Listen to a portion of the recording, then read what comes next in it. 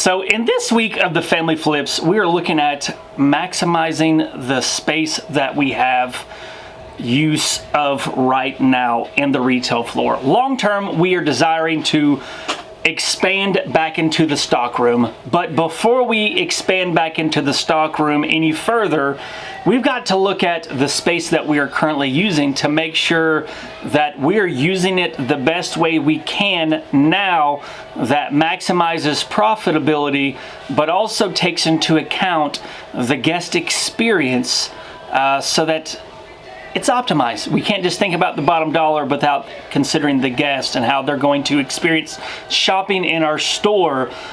So we're going to start looking at the spaces that we have, looking at, is it set up correctly? Is it too much space, not enough space? Are the aisles too big, not big enough? But also balancing the retail department and the bins and clothing as well. So we're going to start exploring that this week. And before we get into all of that and all the cool plans and all the cool things that we've got going on, I just want to apologize to you. Hello, I'm Joe. And I'm Jessica. Years back, we set out to find a lifestyle that allowed us to live comfortably, homeschool our 3 children, and make a life and legacy we would be proud of. Reselling liquidated goods both online and locally through our bin store was the vehicle that allowed us to do just that. It's hard work, it's constantly changing, but we wouldn't trade it for the world. Here's the story of how our small business runs in the midst of all the challenges life throws at us. As always, thank you for stopping by, and come on in. I have not been on the vlogs like I have wanted to be. I've been really struggling a lot lately with my health. Joe has been leading a lot of the vlogs because I have not really been in the place, not only physically, but emotionally and mentally, to be able to be on the vlog. When I talk about it, everybody's very quick to give me their diagnosis and what worked for them. And sometimes it's just really hard to sift through all of it, and it gets very, very overwhelming. The reason why I haven't been really talking about it actively on YouTube is for that reason. Just to protect myself and my own mental health and try to keep the stress down as much as possible. I'm here. I'm here. It's not gonna keep me down. Some days are harder than others. Some days I'm like, you know what? We're taking a rest day. I can't do it. But most days I get up and I am graceful with myself. Now, back to the fun stuff, the exciting stuff. We think it is time for a few minor changes that might make us a few extra dollars in profit, which is what we want. So let me show you. So you see where we are in the store, right? This space here is kind of wasted space. So, you know, if you've been watching our vlogs at any point in time, you know that we plan on taking this fake wall that we have built that separates that back area from the retail area. We plan on moving that back and making more space for the retail area.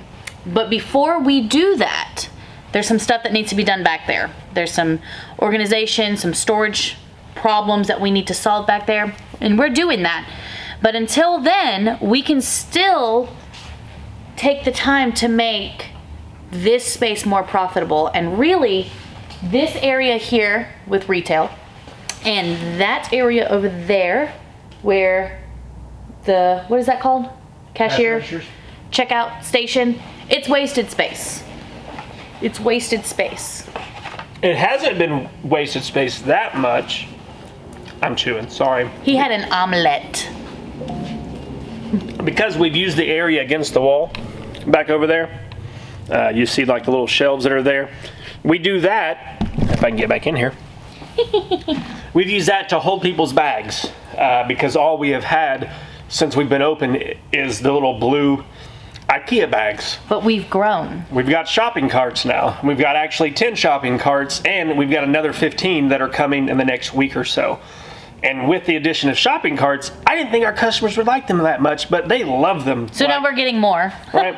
And they're a really good deal. But since we have shopping carts, it decreases the need to have holding space for customer stuff in the back. Now they can just put it in the buggy.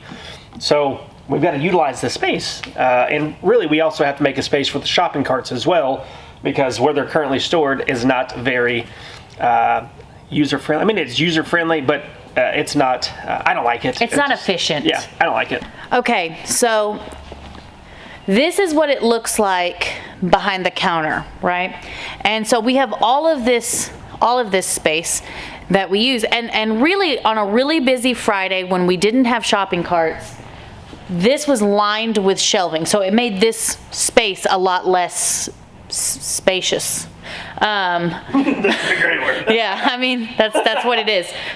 So we would have those there, but that need to have those shelving in that space there is going down because of the use of the shopping carts. So kind of a tentative plan is I've explored, moving the cash registers to over here, where the testing stations are, and then I didn't like that because it created blind spots, all kinds of different things.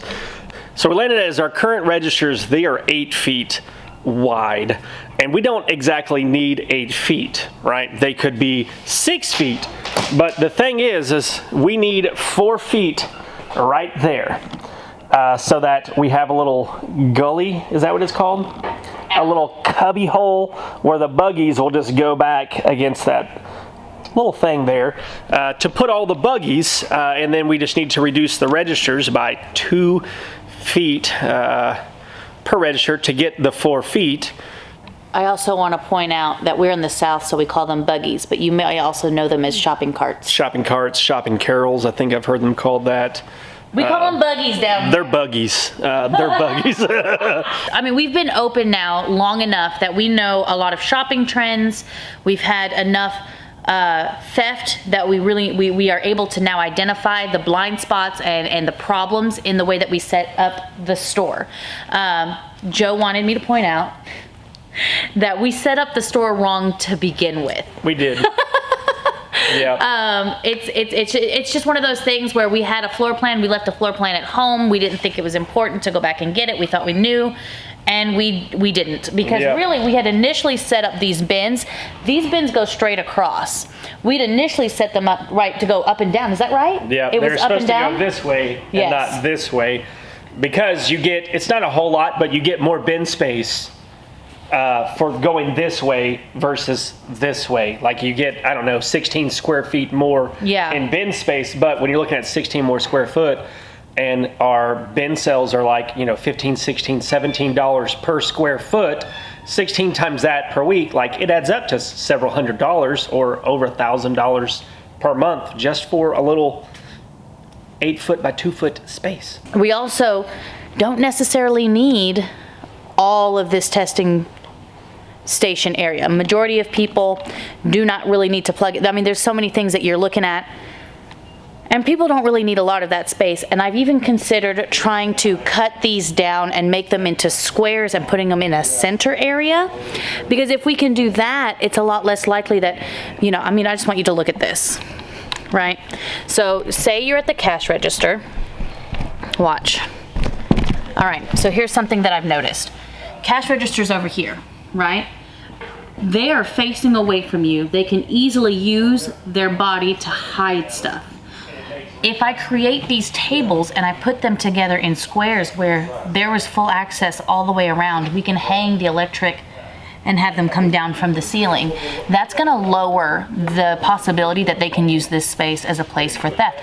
We do not have a whole bunch of theft. We have a really great community of people, and a lot of people are looking out for those things. And I've actually had customers come to me and say things and let us know so that we can handle it, which makes it so much easier, because it's better than having just a couple of eyes. I've got customers that are, so grateful and so thankful and so happy to be a part of our community that they're helping keep us going. And if you are watching and you are one of those people, I thank you so much. I can actually tell you, there was one time, it was Black Friday, I believe. Somebody had come and stolen a pair of shoes and put their old shoes in the store, or in its spot. And when Joe had announced to the store, like, hey, I just want you to know that when you are stealing from, you're not stealing from some big corporation, you are stealing from my pocket and my family's pocket. And you are stealing from these hardworking employees here. No less than like 15 people came up and offered to pay for those shoes. And it really wasn't about the shoes. The shoes at the time were only $6. It was that $6 adds up when we're constantly doing it, and we want to make sure that we are shining a light on that. But we had so many people in our community that were like, I would like to support you and pay for those shoes. Which that's the kind of community that we have here, and it just makes me so happy. But ultimately, there are people who are stealing, and if they're going to be doing that, we have to make it as hard as possible so that we can protect ourselves and our business. We're already selling things so low that, you know, we're not making huge profits, so we just have to be really careful. So not only are we rearranging to increase the amount of product that we can put out, that we are increasing the amount of stuff that we can sell per square inch, per square foot, right? But we also want to be really careful about how we organize stuff to make it that the people who are being dishonest, they're going to have a harder time being dishonest. And it's really all about balance. It's about how effective, how efficient, how safe, and how profitable are the changes that we're making. And that's, it's so many cogs in the wheel. Sometimes I get a little overwhelmed with it because it's not just about rearranging it so it looks pretty and aesthetically pleasing, right? We're crooked. We are so crooked. Hold on. Okay. It's not about just making things look nice, right? I don't want to put stuff out that isn't going to sell because it's just taking up space. We only have a limited amount of space in which we can have the bin store because we still have pallets we need to store. We can't use this whole space. We have to have some kind of back of house storage space area. Fumble a bag, now I will not fumble a bag. Fumble a bag, now I will not fumble a bag. Act like you know how this goes.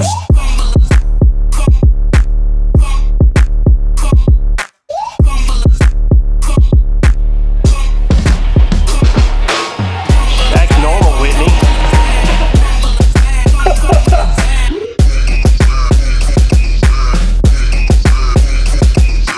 Fumble a bag, now I will not fumble a bag. Act like you know how this goes.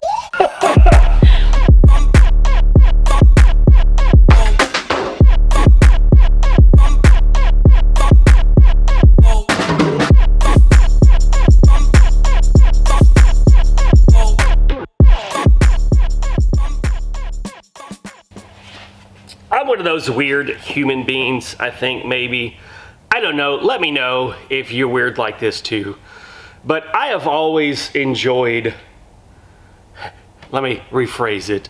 At home, I do not enjoy organizing and straightening things up. But in business and work, I don't know. I've always enjoyed even maybe doing stuff for other people. As I'm thinking back, it's like I would never do chores at home growing up, but I would go to friends' houses and I would do all kinds of stuff. I mean, I'd wash dishes, take out the trash without being asked.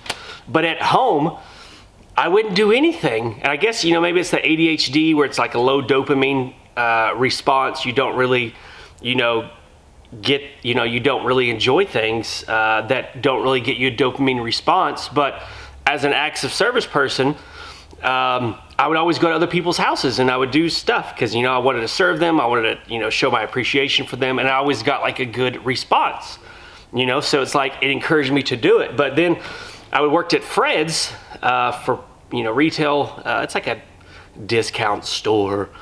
And I enjoyed just organizing, making things straight like this, where everything was nice and neat and straight and fronted. And I think that's, why we probably do a good job of making sure that the store is straight here, because I like it, and I know that people like it and appreciate it too. So let me know in the comments if you're weird like that too.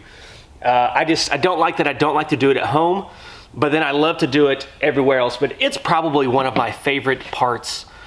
I don't even want to say it's my job. I mean, it is my job technically. But I just enjoy rearranging, reorganizing, making things fit. It's amazing. I love it.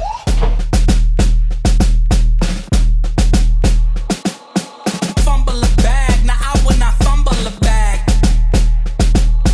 Fumble a bag, now I will not fumble a bag. Act like you know how this goes.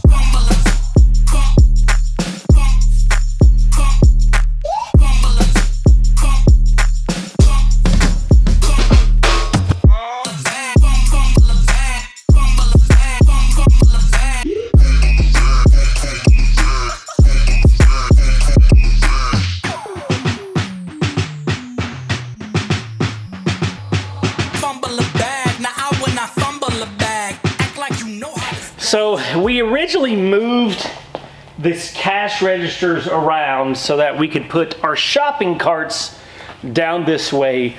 And one of the floor plans that we had designed, one of the phases, was to move the testing stations from against this wall right here and put them right here.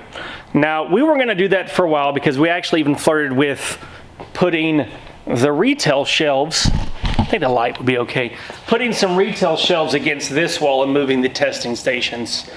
But we've been having some theft. Now, we have cameras, we have all of those things, like we've been catching people stealing through the security cameras because every square foot of this building is covered, really not even just by one camera, but by multiple cameras, multiple angles.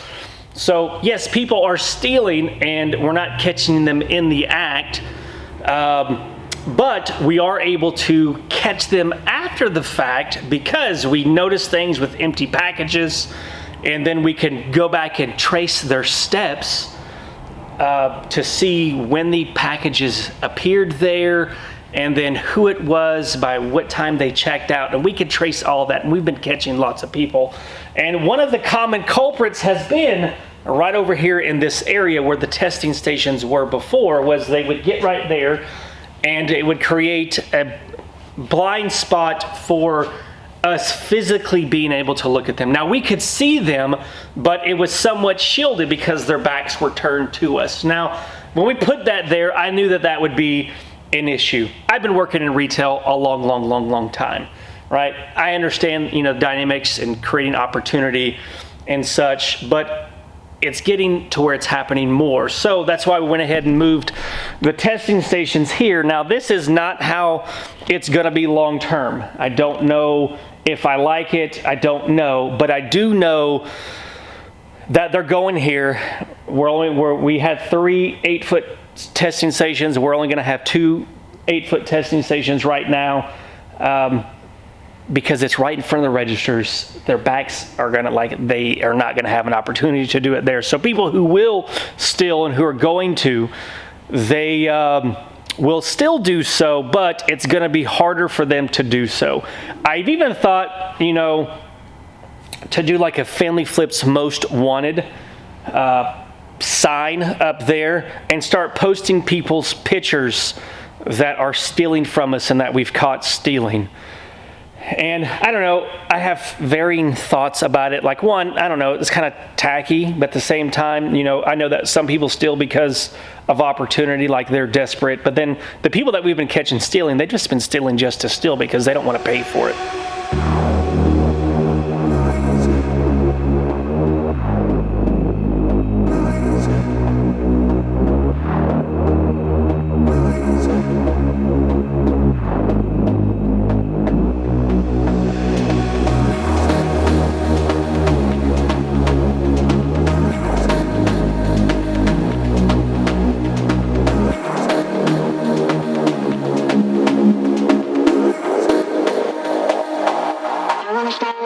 That's not the place to do it.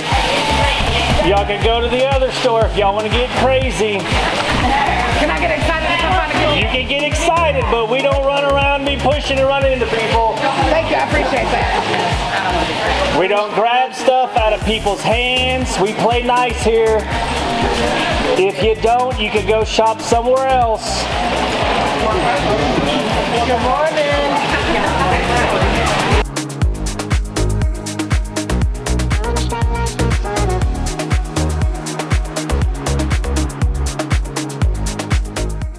So it's like 11:10 now. It's packed in here. Bargain Brothers did their fill-a-bag sale today, which I think they do it like once a month.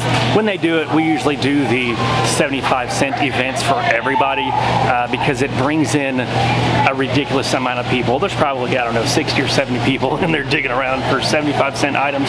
It's crazy. It is Friday now. This vlog has been being recorded for well over a week now, and we had so many intentions with this episode.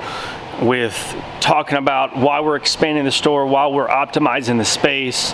And you've gotten some tidbits and stuff here and there of all the stuff that we have done and why. And there is still gonna be stuff missing. I feel like we've talked about some stuff. We have not been able to bring it full circle.